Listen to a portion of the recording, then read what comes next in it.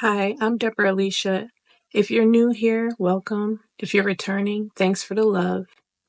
Today's channel message is entitled Impossible. It can't happen is a statement that is likely to leave the mouth of someone who thinks something is impossible. They think something can't exist, occur, or be done.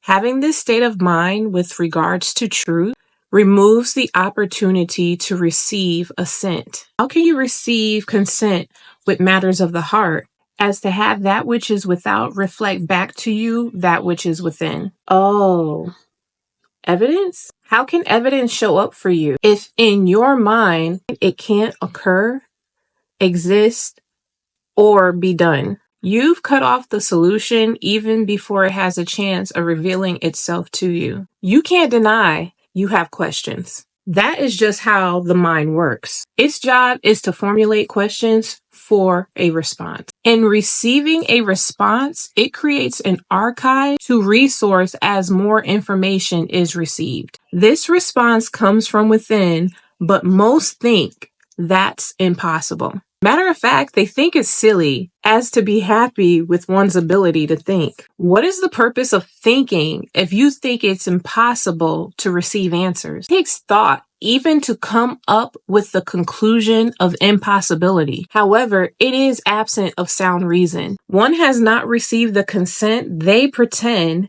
exists, occurs, or has been done.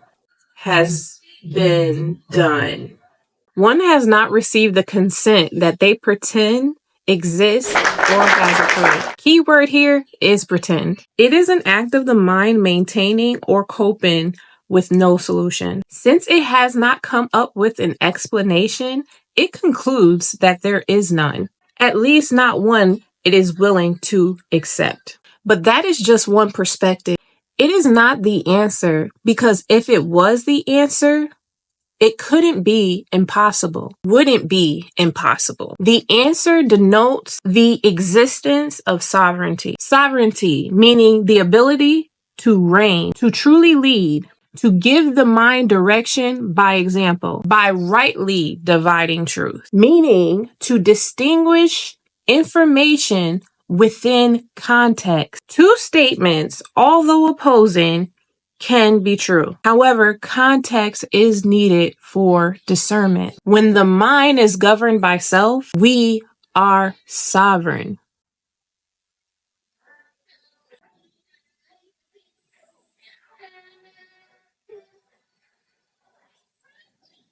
When the mind is governed by self, we are sovereign.